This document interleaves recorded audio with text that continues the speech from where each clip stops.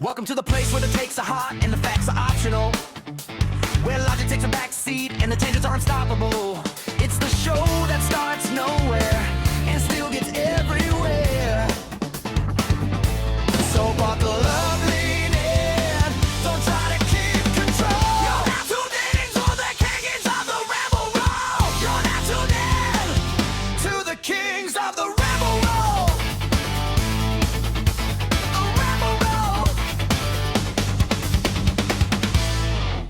Oh, it's another time for the Ramble Authority here. I'm Jay, he's Alan, and welcome to the show that starts somewhere and goes everywhere, as it tends to be. Alan, what's going on with you, man? How you been? I've been good, Jay. Just enjoying some European football, and Yes. it's hotter than Satan's armpit down here.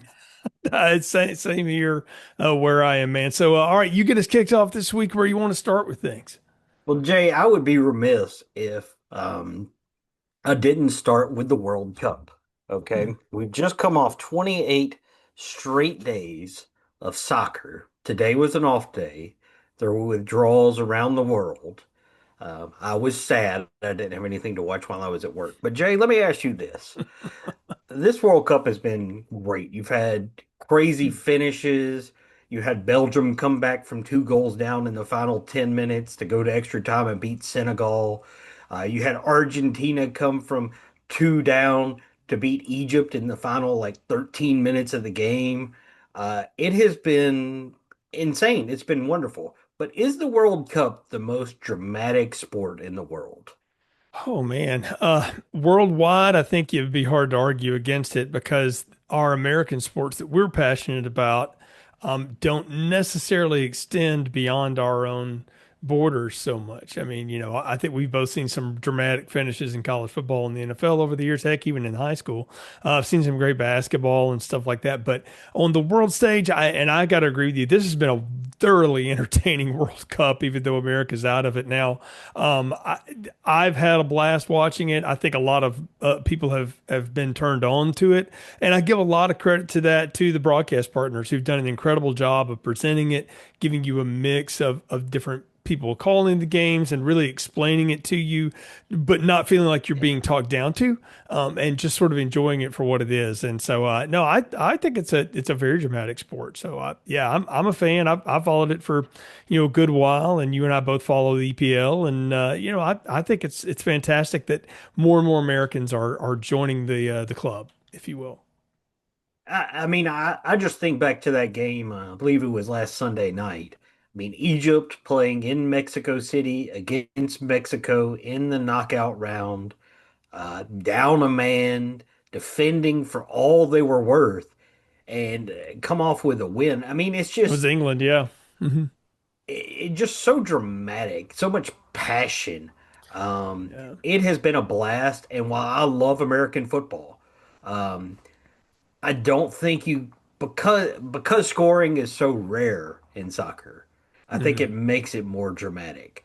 Because yeah, sure, you're up only 1-0, but getting that one is sometimes difficult, and you get close. And I mean, just it has been more wonderful than I thought it would be this time. I think, Jay, we're going to have to plan a trip to Portugal and Spain in 2030. So I need you to start working on your passport.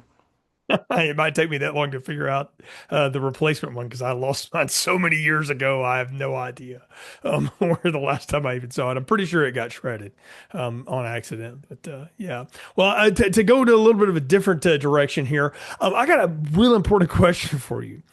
From our youth, which cartoon villain is more incompetent, Cobra Commander or Dr. Claw? Cobra Commander, obviously from G.I. Joe, and Dr. Claw from Inspector Gadget. So, Jay, I think it is Dr. Claw hands down for this point, okay? Cobra Commander had to face the Joes, right? The Joes were military, they were competent, but by and large, Inspector Gadget's kind of an incompetent doofus that just always managed to foil the plans in the most unusual ways. Yeah, So he I have Mr. to say Magoo that through Dr. it. Claw, exactly, Mr. Magoo threw it. I like that simile. Um, Mhm. so Dr. Claw, hands down, he couldn't beat Inspector Gadget. Yeah, look, Cobra Commander's problem is he's surrounded by complete nincompoops. All right. Baroness is worthless except for her cool look. All right. Which I think Jordana Brewster based her entire personality off of. And then you got Destro, who just invents nice stuff, but none of it ever works. Then you got Zartan and the morons from the swamp, which is like hiring a bunch of LSU fans to be your security team. The guy had no chance. So yeah, I'm going to give it up. I think Dr. Claw's more incompetent. Give a little respect to Cobra Commander. That's what I say. All right, Jay, here's a really interesting question. And what I'm going to phrase, when I mean fictional, I don't necessarily mean like cartoon. I mean just some Mhm. movie character, television show character. What fictional character would make a great best friend? Whew, that's a good one. I'm going to dig a little into my personal archives here. I'm going to go with Rupert Giles from Buffy the Vampire Slayer because one, the dude knows everything, and he was incredibly resourceful, and he wasn't completely worthless in a fight, and he always had good advice, and he was also a pretty good bandmate. He could sing, he could play. He was down for a good time if you got the right kind of chocolate in him. If you know, you know. Yeah, I'm going to go with Rupert Giles. That would be my pick, but I'm just a big nerd who likes Buffy, so. I think I'm gonna have to go Nick Miller from New Girl. Um, he's fun, he's jovial, he knows how to get things done. He's a good guy to have in a tight spot. He would do anything for his friends. So I think he would make a great best friend, and that is who I would pick. I want Nick Miller by my side, ride or die. All right, fair. We just did one of these at the America Celebrates 250 thing, and so, but I thought about it ahead of time because I don't know why it just came into my head. Have you ever put anything in a time capsule before? I know we did when I graduated from sixth grade, from where I was at school, and I don't know if they've ever dug it up. And goodness knows what I would have stuck in it. I have no idea. I got to thinking about that. I was like, have I ever put anything like of real significance in a time capsule? I don't know that I have. You know, so I went to a small Christian school growing up, so we didn't do cool things like that. So no, I've never had the experience to put something in a time capsule. Um, I think the other question is, what would one put in a time capsule? It would have to be And I'll tell something you that what just I would, reminded me of that time, that I wanted to be reminded of 25, 30 years, like whatever it was. I think the future deserves a pristine copy of License to Ill by the Beastie Boys. I'm glad you're there. You're that specific with it. I couldn't think of anything good. So at that point, oh, yeah. So that's a I mean, pretty it good one. tells you about Paul Revere. It's got other good stories. I I mean, it mean, just works. yeah, there may be other musical choices to pick in there, but sure. So maybe, I don't know, Dark Side of the Moon, the White Album. I don't know. Now, the White Album, but that's been done to death, Jay. You got to be different. Well, if So, it's something Jay, that this people are is going to remember me from, it'll be really obscure. So, me too. mm, But all right, Jay, this is not really a question. This is more of a statement. You are welcome to chime in. mm. Amazon Prime Day is overrated. It is the consumerism summer Christmas where they sell you a bunch of foreign imported crap that's worthless that you don't need and adds no value to your life. There, I said it. I want to throw hands with Jeff Bezos. Let's go, buddy. That sums up most of Amazon these days, I think. There is a guy though, and I don't remember the name of the site. I wish I could think of it, or somebody knows it, put it in the comments on YouTube here and stuff. But somebody like built a mirror site of Amazon that strips all the Temu and AI slop out of it. And where you can just get like actual products and stuff. And I'm like, oh, it's what Amazon used to be like. I'm old enough to remember that. Prime Day used to be They used to cool. sell Now books. yeah, now it's like they jack the price of everything the weeks going into it, then they act like they're giving you a deal, you know, coming into Prime Day. But we don't really participate in Prime Day. We have Prime because we both like the benefits, the free shipping for the stuff we do get, and we have a pretty good library of films and shows that we've collected through the years on Prime, so we keep it up for that. But other than that, I don't know that we really use Prime Day Well, for more than first of anything. all, point of order, Jay. Amazon is allowing you to think you own those, but you don't That's actually true. own those, as Sony has recently proven to all of us. Yeah, yeah. I hear this, and I have a lot of friends that are on the digital media versus physical media front, and I understand that, but I really like the fact that I don't have to have a shelf of anything anymore. So I'll Oh, I I'll roll the do. dice on it, you know. Dude, if you come to my house, there is a DVD tower with DVDs in it. And I Mm. can't tell you the last time. Well, actually, I can tell you the last time that I got something out of it. Um, a couple of Christmases ago, I wanted to watch Die Hard, and they wanted $20 for the original Die Hard. I found all five movies at Walmart for like $9. Yeah, yeah. If you get the So, disc, yeah. I have um, triple dipped on things. I know I have one time have owned something on a VHS, a DVD, and now own it digitally. I skipped Blu-rays, but so I know that there's things like that. Jaws being probably the prime example of a movie I've owned multiple you want to hear a formats of. funny thing? I have a Mm. friend who like bet his whole existence on HD DVD being the thing, and then when Wow. Blu-ray won out, he was like, "I said, so you're the guy who would have went with Betamax, right?" Yeah, well, it is the better format, not HD disc. Betamax was, but VCRs were easier to reproduce, and VHS tapes were. So, speaking of movies, I got a question for you. Then, it's kind of one of those desert island questions, but let's just say, for whatever reason, Sony's whims, Amazon, whatever, you can only watch one movie for the rest of your life. One movie forever. What do you pick? Ooh. So it's got to be a movie that has depth, something that hits all the emotional spectrum. That is a really tough one. I'm going to let you go first. Give me a second to Oh, chew on see, this. What's your so choice? I hear you on the idea of like depth and things like that, but also it's got to be something that I can have some fun with too. And for me, that is going to be Jaws. It is my favorite movie. It is a great movie. It's also a great action movie. It's also kind of a wry comedy if you watch it in certain ways. And it's a great drama. It's a monster movie. It's all of the things, and it's probably peak Spielberg too. But it's also because the cast is full of like these 70s character actors that nobody had any faith in. And it's based on a completely piece of trash novel. But they turned it into a good script, after by hook and by crook. And, another one of those examples of when nothing works, great things happen in art. Necessity is the mother of invention. So that would be if I had to just watch one for the rest of time, and that was all it wouldn't be the only thing I was allowed to watch, but if I could only ever watch one movie, it would be the original Jaws. So part of me wants to go, "Oh brother, art there?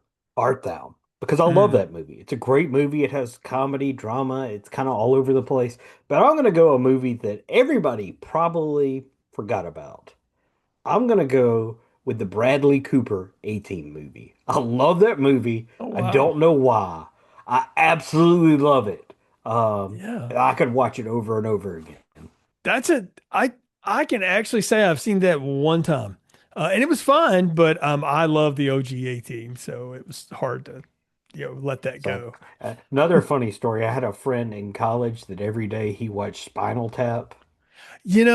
My band, one of my bands in college, we kind of based our personality off of that movie. So I feel that. Yeah, it's good. You don't want the little dude to trample on it. Why don't you just move it? The problem was not with the band. The problem was that Stonehenge was in danger of being crushed by a dwarf. As we both do our terrible English accents here on the show today, you never know what will happen on the Ramble Authority. Al, we're going to flip the script here a little bit on recurring segments. You're going to take the creator highlight of the week or of the show. So who are we putting the spotlight on this week? So we're putting the spotlight on somebody near and dear to me, and somebody who possibly threatened me with death if I didn't do this. Um, no, just joking. Um, we're going to spotlight Treasured by Natalie. Natalie is my wife, and she is taking on projects around our local community of helping preserve, restore, and clean up forgotten cemeteries. Hmm. She has done a lot of work at one specific cemetery here locally in Clear, Alabama. But she also has some other content. Sometimes you just get her thought of the day, or she does some things in her garden, or with our two freeloading dogs. Um, but it's really good content. I love watching the videos of her cleaning gravestones. It's really like therapeutic. It's really strange, but it's really just like calming and therapeutic. But check out Treasure by Natalie. You can find her on Facebook and Instagram and TikTok. She's actually getting some pretty good views. Her videos get about 1,000 views. But let's try to push that to 2,000, folks. I'm sure there are 1,000 people watching us, right, Jay? No, I mean, of course, right? So we can hope, but no, that's awesome. I've gotten a chance to check those out, and I think that's fantastic. And as a young Boy Scout, I spent some time doing some restorative work in historic cemeteries. So, that's always a work that's near and dear to my heart. But Treasure by Natalie will be linked in the show description.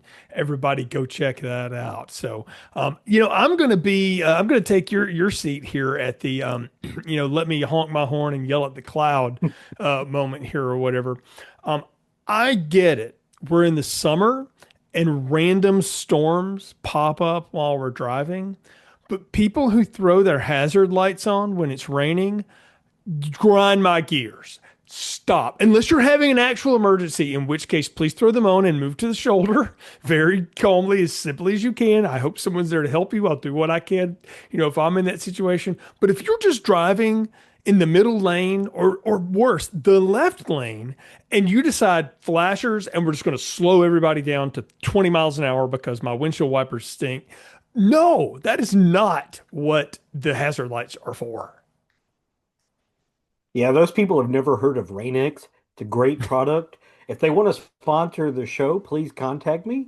But yes, I hate that as well because first of all, you shouldn't do it. You should only put your hazards when it's actual emergency. And if you need to drive slow, get in the right lane. Pull off the road. Let the storm pass. I know I've definitely stopped on the shoulder of the road in a storm because it was just, I'm like, I can't see. It's not worth it. But yes, putting on your hazards and doing 30 in the left lane of the interstate during rush hour is not acceptable. You will be severely punished.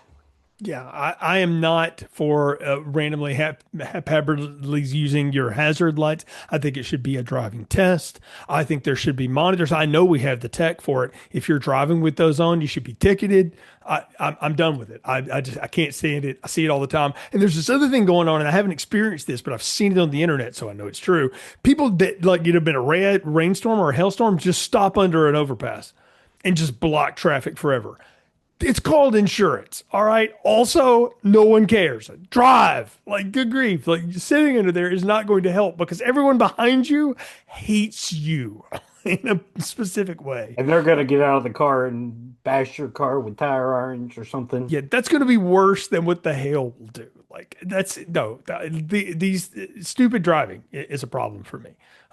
So I can only imagine what our European friends and friends from around the world have discovered in riding. Hopefully they haven't decided to drive. They say you go to a foreign country, don't drive, you don't mix with traffic. I hope none of you bothered because I'm sorry for the rest of America if you've had to deal with that. So I think that everybody should have getting a driver's license should be more difficult, and you should have to retest every so often. Because I see people out there driving, and it's like, I know you don't know how to drive. I'm watching. It's horrible. Fun fact, didn't have to do the driver's test, but you do have to take the written exam if you move to North Carolina and want a driver's license in this state. You have to line up, take the test, know all the lights, all the symbols, and it's stressful, man. They make you look through like this old, eighth grade goggles and stuff, and you're looking down and you got to hit the button at the right time, and it may or may not be in focus, just like your eighth grade, slideshows were. It's pretty intense, dude. So that's why you should just keep your driver's license somewhere else because no one cares.